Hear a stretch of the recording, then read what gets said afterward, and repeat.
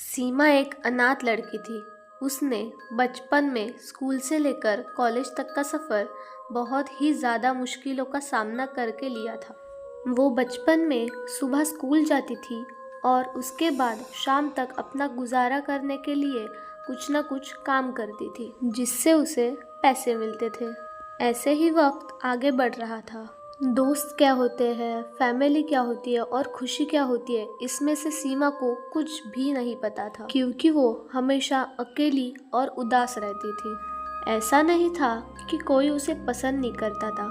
सब लोगों ने उससे बात करने की बहुत कोशिशें की, लेकिन वो उन सब से दूर रहती थी। उसे किसी से बात करना अच्छा नहीं लगता था। सीमा को ऐसा लगता था कि वो इस दुनिया की बिल्कुल भी नहीं है। उसे ऐसा लगता था कि वो इंसानों से अलग है, इसलिए वो हमेशा अपने काम से काम रखती थी। ये बात है उस रात की जब सीमा 21 साल की होने वाली थी। उस वक्त रात के 11 बज रहे थे। उसके बर्थडे को अभी 1 घंटा ही बचा था। इस बात से अनजान सीमा अपने डेस्कटॉप पर बैठकर कंप्यूटर पर कुछ काम कर रही थी।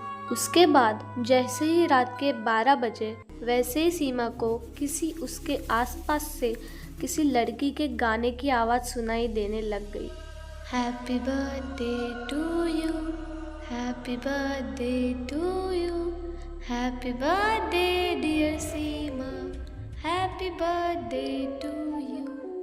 ये सुनकर सीमा सोचने लग गई कि आज तो मेरा बर्थडे है, लेकिन मेरा बर्थडे मेरे अलावा किसी को भी पता नहीं है। पर ये लड़की कौन है जो ऐसा गाना गा रही है? सीमा को वो गाने की आवाज़ आ रही थी, पर उसे कोई भी नज़र नहीं आ रहा था। उसके बाद सीमा ने वो आवाज़ ठीक से सुनी और वो उसका पीछा करने लग गई।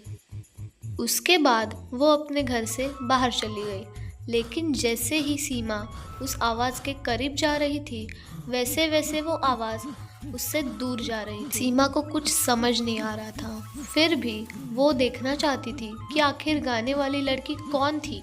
इसलिए वो जितनी हो सके उतनी कोशिश करके उस आवाज़ का पीछा कर रही थी। अभी थोड़ी ही देर हो चुकी थी, लेकिन तभी अचानक से वो आवाज़ पूरी तरह से बंद हो गई और आसपास बिल्कुल सन्नाटा छा गया था। और उसके बाद सीमा को पता चल गया कि वो उस आवाज़ का पीछा करते करते एक खतरनाक जंगल में आ गई थी। अभी वो अपने घर वापस जाने ही वाली थी, लेकिन तभी अचानक से वहाँ एक अजीब सी औरत आ गई।